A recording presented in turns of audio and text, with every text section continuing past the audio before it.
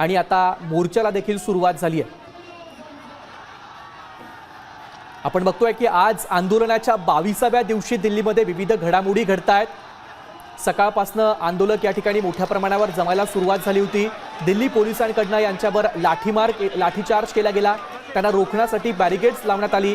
मात्र तरी देखील संसदेवरती काढण्याच्या मोर्चावरती सगळे आंदोलक ठाम राहिले आणि त्यानुसार आता मोर्चाला देखील सुरुवात झाली आहे। तर सरकारच्या वतीने देखील आता आरोग्यमंत्री जे.पी. नड्डा कॉकरोच जनता पार्टीच्या एका शिष्टमंडळाशी चर्चा करण्यासाठी तयार झालाय।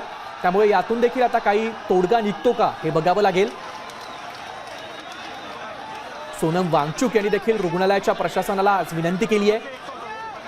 त्यांनी त्यांची तब्येत साथ देत नसताना देखील रुग्णालयाला विनंती केली आहे। मोर्चामध्ये सहभागी होण्याची इच्छा त्यांनी व्यक्त केली होती।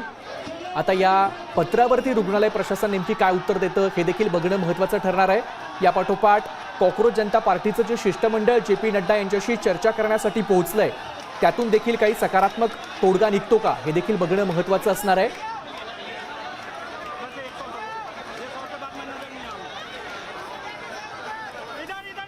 महाराष्ट्रामध्ये या सगळ्या आंदोलनाचे पडसाद उमटताना दिसत आहेत। नागपूरमध्ये कॉकरोच जनता पार्टीच्या समर्थनार्थ ठाकरे सेनेचं आंदोलन सुरू झालंय। आंदोलकांना संविधान चौकाच्या बाहेर जाण्यास परवानगी नसल्यानं याच परिसरात गोल राऊंड मारत हे आंदोलन करण्यात आलंय। नागपूरमधली ही सगळी दृश्य आपण पाहतोय। सोनम वांगचुक यांना समर्थन देण्यासाठी, धर्मेंद्र प्रधान यांच्या राजीनाम्यासाठी आणि कॉकरोच जनता पार्टीच्या मोर्चाला पाठिंबा देण्यासाठी ठाकरे सेना मैदानात उतरली आहे। नागपूरमध्ये ठाकरे सेनेने हे आंदोलन केलंय। नागपूरची ही सगळी ताजी दृश्य आपण पाहतोय।